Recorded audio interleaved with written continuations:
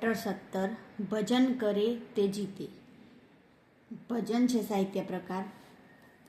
મકરંદ ભજેશંકર દવે કવિ છે. એમનો જન્મ ગોંડલમાં થયો. એમના કાવ્ય સંગ્રહમાં તરણા, જય ભેરી, ગોરજ, સૂરજમુખી, સંજ્ઞા, સંગતિ, પછી બાળ કાવ્ય સંગ્રહમાં જબુક વીજળી જબુક, ગીત નાટિકામાં શ્રેણી વિજાણંદ, પછી નવલકથામાં માટીનો મહેક તો સાદ, પછી બાળ નાટ્ય સંગ્રહમાં બે ભાઈ, પ્રસંગ ચિત્રોમાં પીડ પરાઈ, ચિંતન ગ્રંથમાં અંતર્વેદી, યોગપથ, સહજને કિનારે, ભાગવતી સાધના, ગર્ભદીપ અને ચિરંતના. પછી ભજન સંગ્રહમાં સતકેરી વાણી, અનુવાદમાં ઘટને માર્ગે અને ટાર્ઝન જંગલનો રાજા. તેમને રણજીતરામ સુવર્ણચંદ્રક, નરસિંહ મહેતા એવોર્ડ અને સાહિત્ય ગૌરવ પુરસ્કાર મળ્યા હતા. વલસાડ પાસેના નંદીગ્રામમાં ડોમ્યુન લાઈફ તેમણે વિકસાવી છે.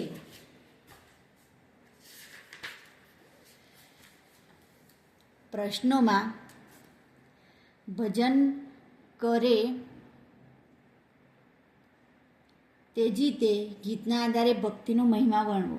હરિવરને પ્રસન્ન કરવાનું એકમાત્ર સાધન એ તેમના પ્રત્યે ભક્તની પ્રેમ ભક્તિ છે. મનુષ્ય દેહ દુર્લભ છે. મનુષ્યને કેવળ સાંસારિક સુખ સંપત્તિ જોઈએ છે. માટે હરિવરને પ્રસન્ન કરવા તે સેવા કરે છે. એમના ચરણે ધન વરસાવે છે, વ્રત તપ કરે છે.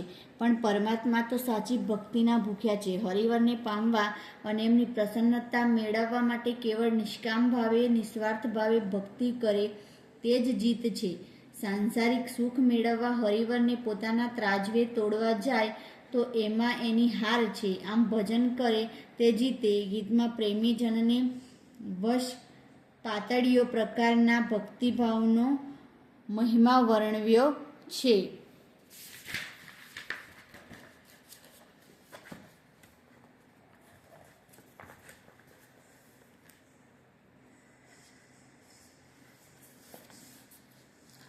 પ્રશ્ન 2,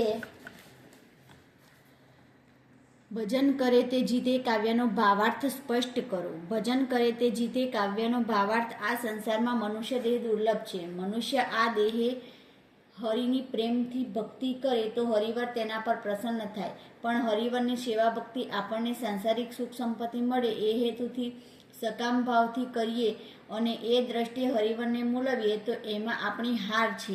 એનાથી હરિવર પ્રસન્ન થતા નથી. આપણી સંપત્તિ દ્વારા સેવા કરીને હરિવરને પ્રસન્ન કરવાનો પ્રયાસ કરીએ છીએ, પણ એમની પાસે સંપત્તિનો ભંડાર છે. આથી હરિવરને સ્વાર્થી વૃત્તિથી મૂલવવાનું છોડી દઈએ અને સાચા હૃદયથી થોડી પણ ભક્તિ કરીએ તો હરિવરનો પ્રેમ પામીએ અને હરિવર આપણી પર પ્રસન્ન થાય. પછી 3-4 વાક્યોમાં ઉત્તર લખો.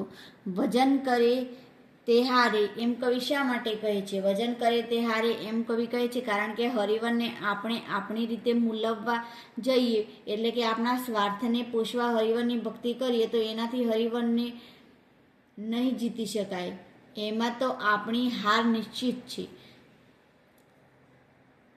પ્રશ્ન 2, પછી તે પડ્યા રહેનારને કવિ શું કહે છે? પછી તે પડ્યા રહેનારને એટલે કે કેવળ સંસાર સુખમાં રચ્યા પચ્યા રહેનારને કવિ કહે છે કે મનુષ્ય જન્મ દુર્લભ છે.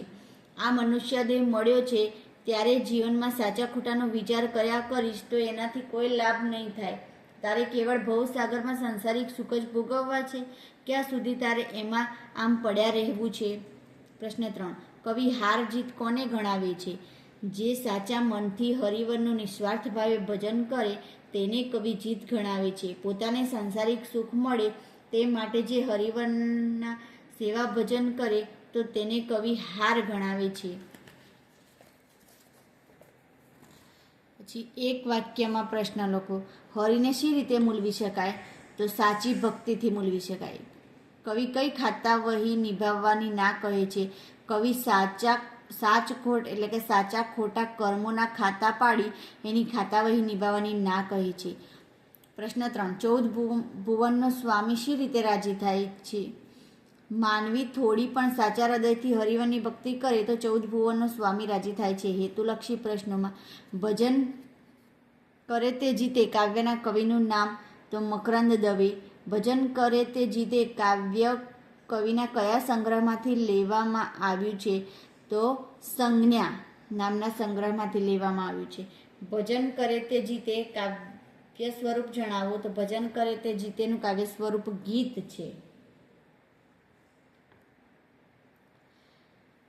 વિકલ્પો: મકરંદ દવેએ વલસાડ પાસે કયા ગામમાં પોતીકી શૈલીની ડોમ્યુન લાઈફ વિકસાવી? તો નંદીગ્રામમાં. વ્યાકરણ વિભાગ સ્નેહલીશ તું સાગર મોજે કે પડ્યો રહીશ પછી તે આજ્ઞાર્થ વાક્ય બનાવવાનું છે. તો સ્નેહ લજે તું સાગર મોજે કે પડ્યો રહેજે પછી તે. 2 વજન કરે તે હાર રે મનવા નો પ્રશ્નાર્થ વાક્ય બનાવવાનું છે. શું વજન કરે તે હારે રે મનવા? હારે રે મનવા. પછી 3 સાચ ખોટના ખાતા પાડી એમાં તું નહીં ખાટે ને ક્રિયાથી તત્પર વાક્ય બનાવવાનું છે.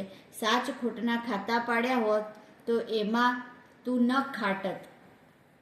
પછી સમાનાર્થી શબ્દો: હરિવર પરમાત્મા ઈશ્વર, જીવતર જીવન જિંદગી, મનુષ્ય મનુજ માનવી, તોલ વજન મૂલ્ય, ઘાટ કિનારો તટ.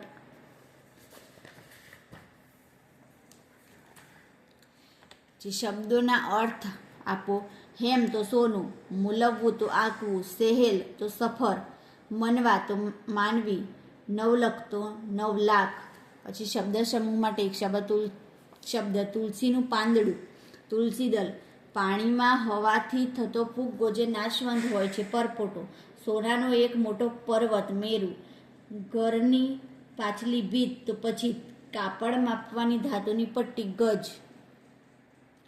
નીચેના તળપદા શબ્દોના શિષ્ટ રૂપ આપો: મનવા તો માનવ, ખાટવું તો લાભ થવો, વરવું તો નકામું, પછીત તો ઘરની પાછલી દિવાલ, ત્રાજ વડે તો ત્રાજડી. પછી જોડણી સુધારીને લખવાની છે. રૂઢિપ્રયોગોના અર્થ લખો: વજન કરવું તો તોડવું, જોખવું, મૂલવવું. વેપારી ખોટા વજન કરીને ગ્રાહકને છેતરે છે. પવન પરપોટો બનવો તો લાંબો સમય ન ટકવું, ક્ષણજીવી થવું.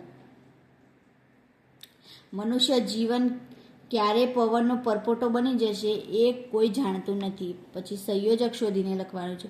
વજન કરે તે હારે રે મનવા, ભજન કરે તે જીતે તો જે તે. પછી બીજું, તુલસી દળથી તોલ કરો તો બંને પવન પરપોટો તો જોતો.